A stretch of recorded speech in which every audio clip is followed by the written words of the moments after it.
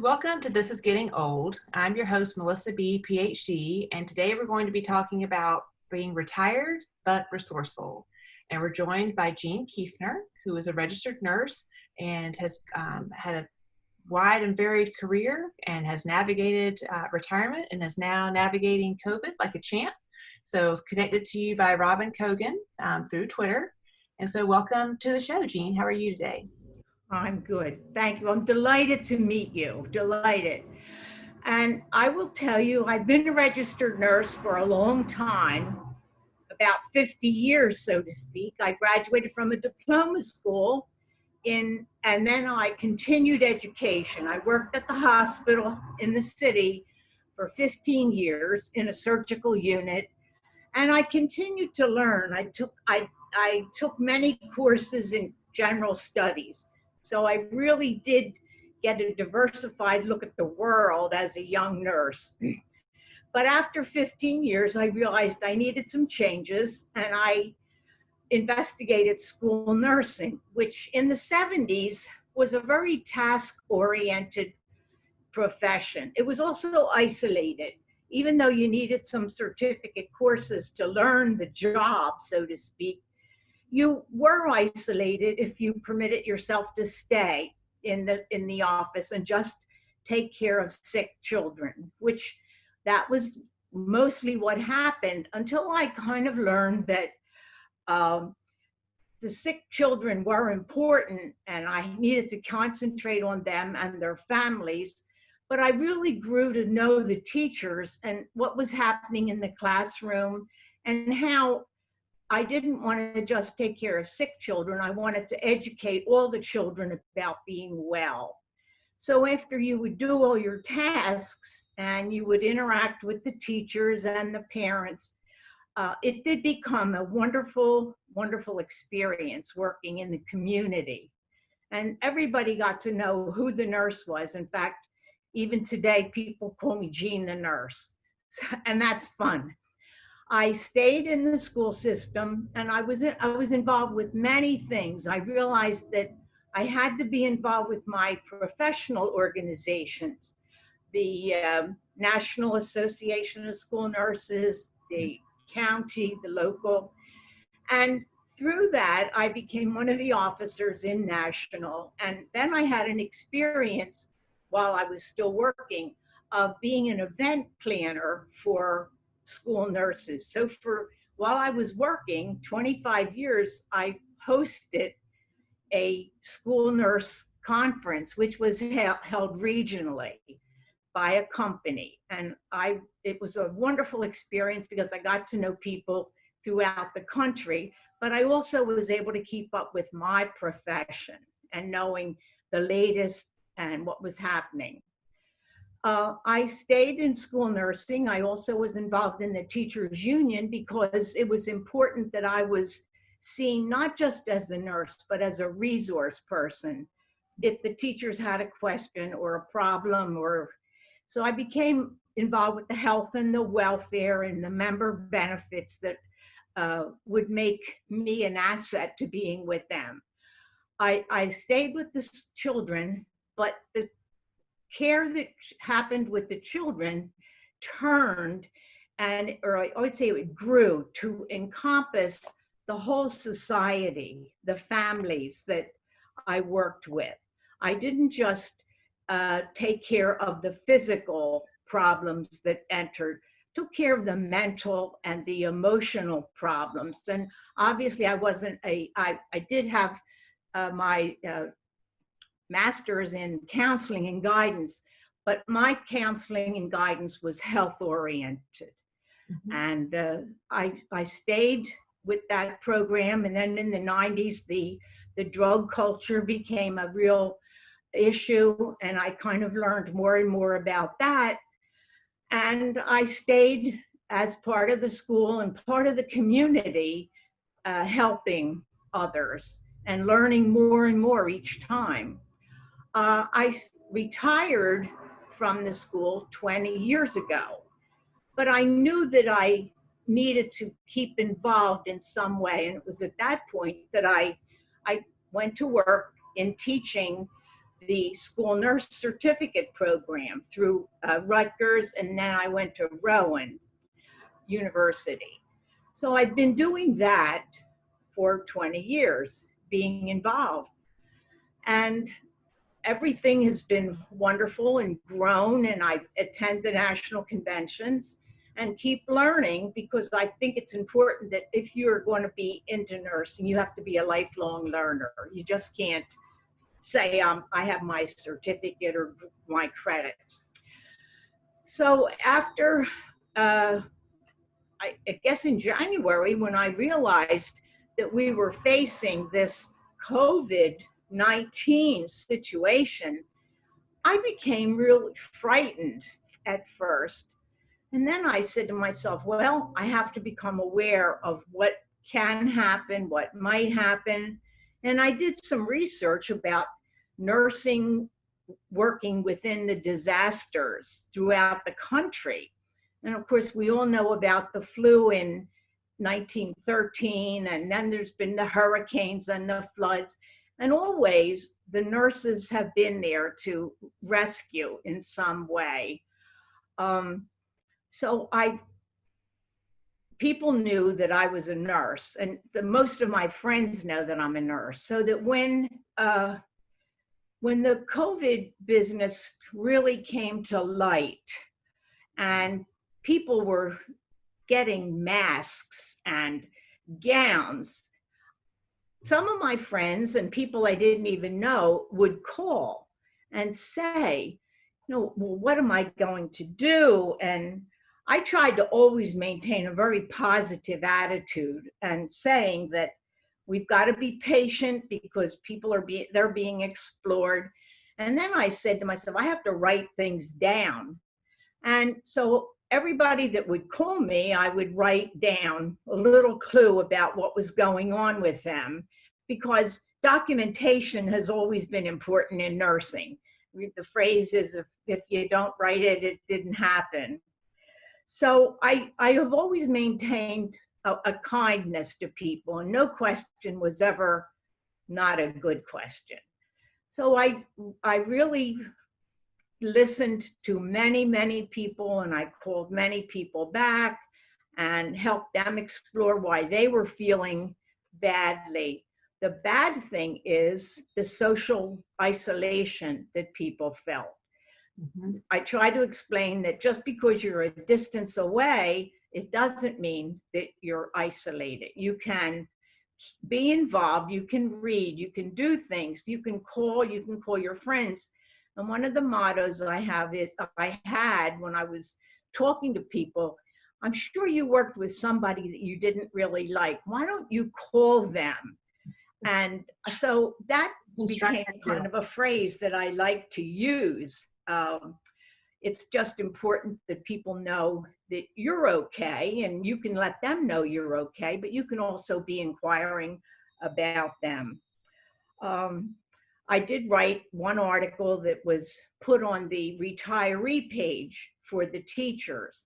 And I've gotten a lot of comments about that. Like people said, how did you know to what to do? And it's because in my whole life, I've always explored, if somebody talked with me, how do they feel? Why did they feel?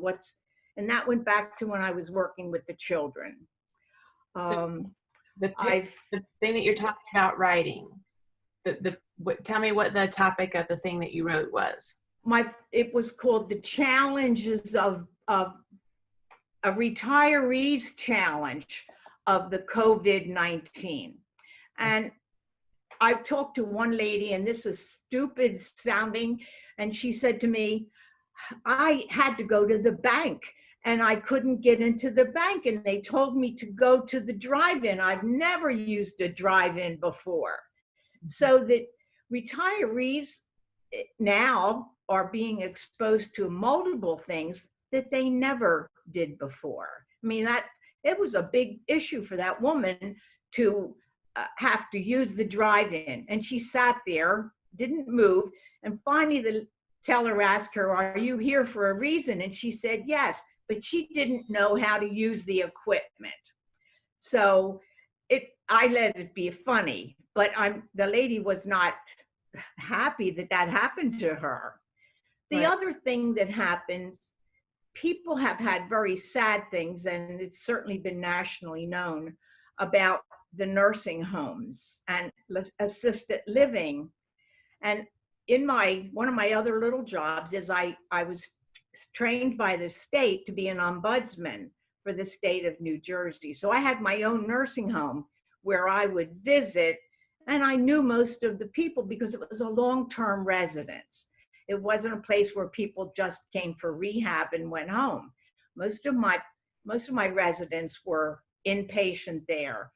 So I didn't really have a chance to ever say goodbye to them because it happened like so quickly that we were locked down. So I've maintained some relationships by calling them and talking to them. It's a funny breed of people in a nursing home. A lot of them do not want to share too much because they don't know how it will impact on them in their nursing home facility.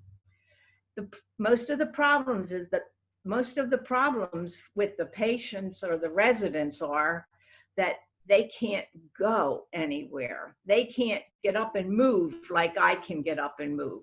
They they can't play their bingos or their cards.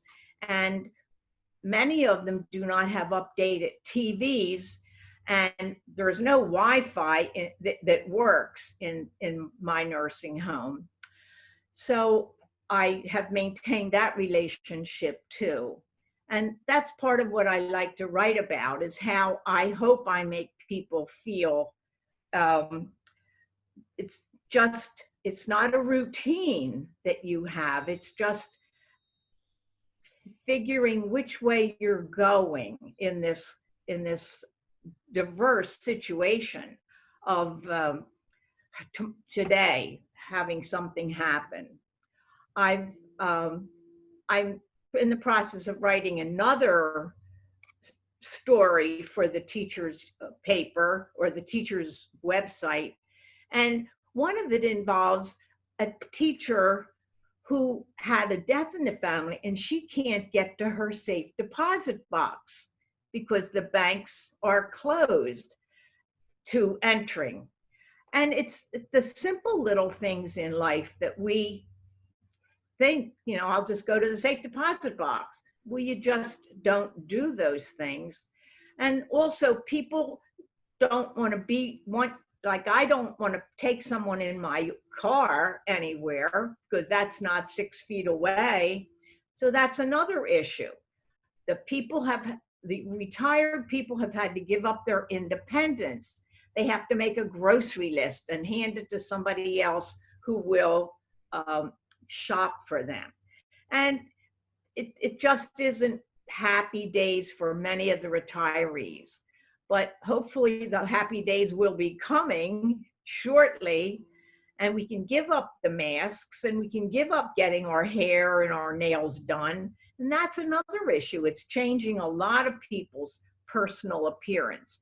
So if you don't want to look in the mirror sometimes.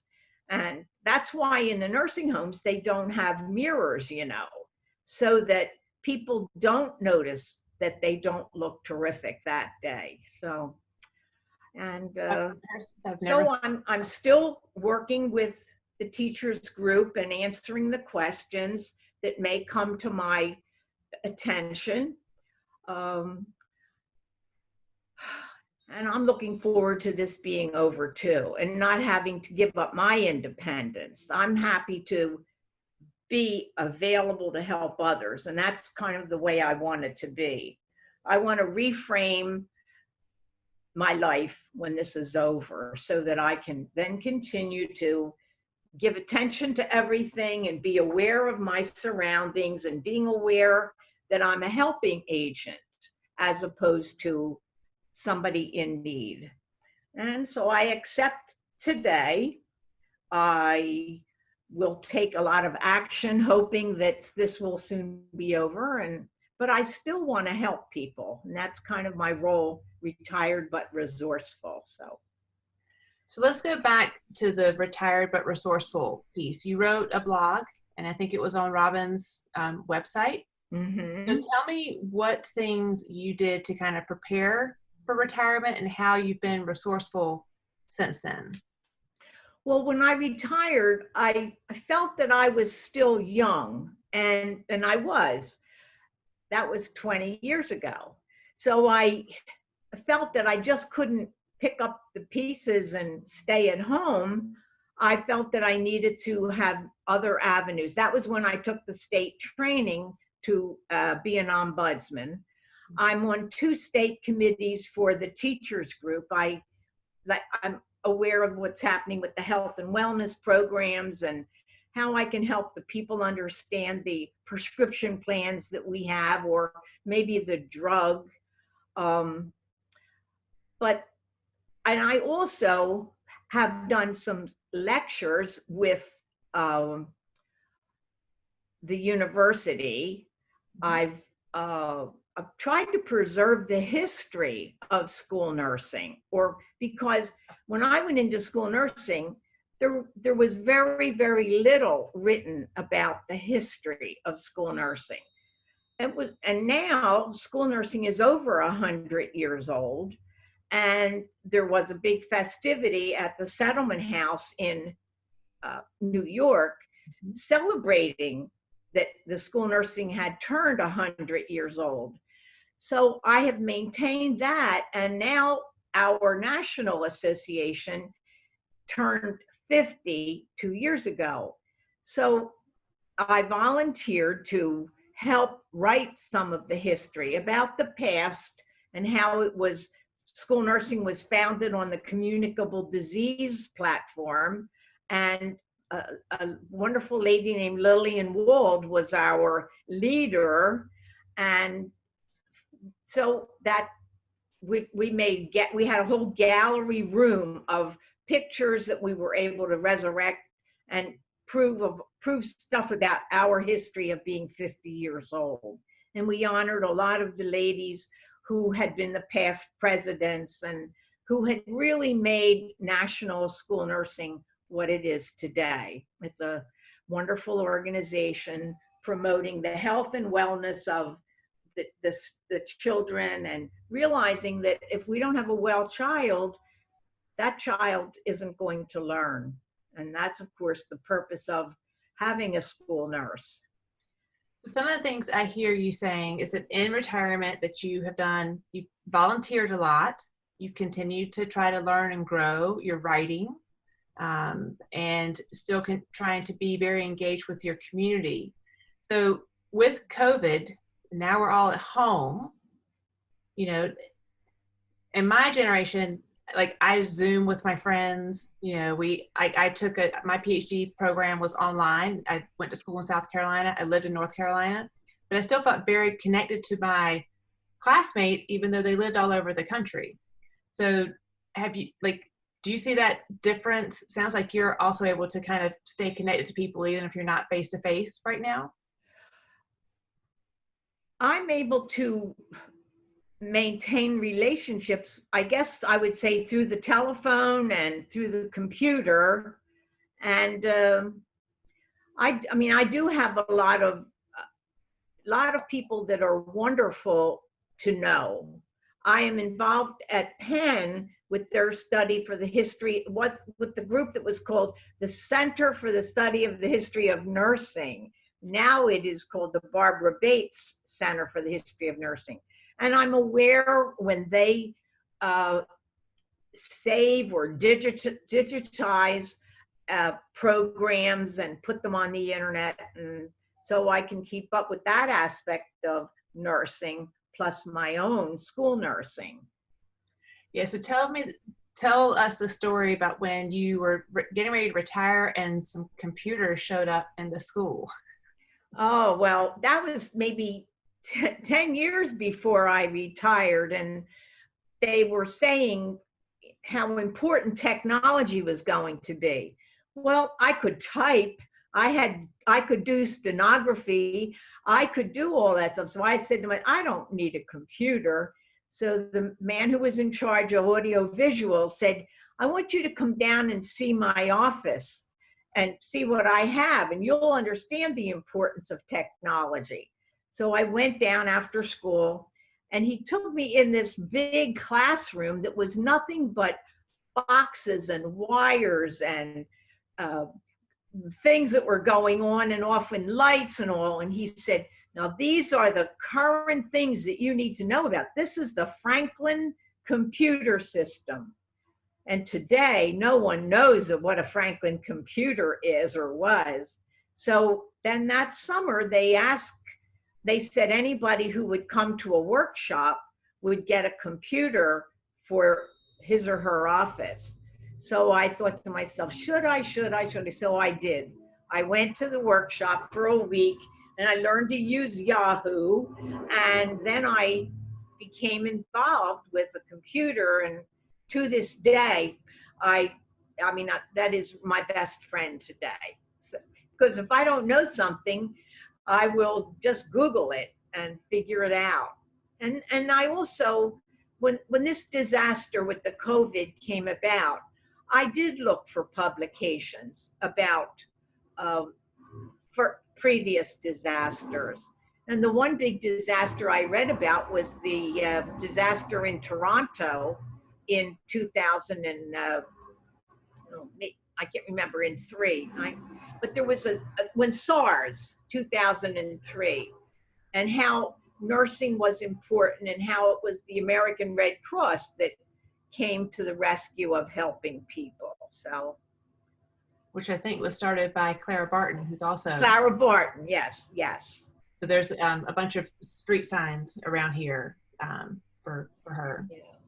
So the other thing you shared with me is that as you started learning more about COVID, that you decided that you needed a plan. A what?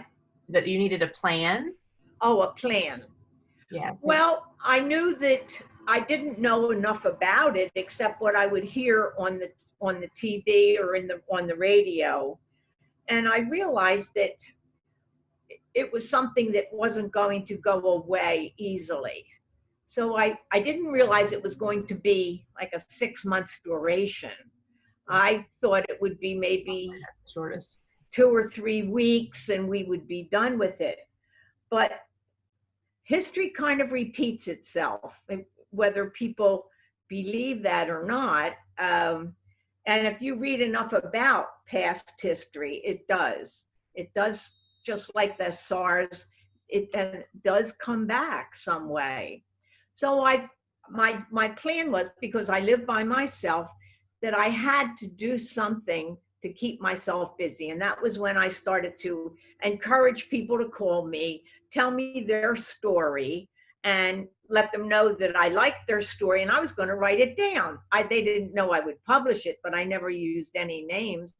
So therefore, in the beginning, I was writing stuff every single day, 2 and 3 times a day. And I did get to meet a lot of people, because somebody would refer them and say, well, call Jeanne and ask Jeanne. And sometimes I really didn't know, but I would get the computer and I would to Google it and see what I needed to know and how I needed to figure this out. And, now the biggest question is, what's going to happen with the flu vaccine in September?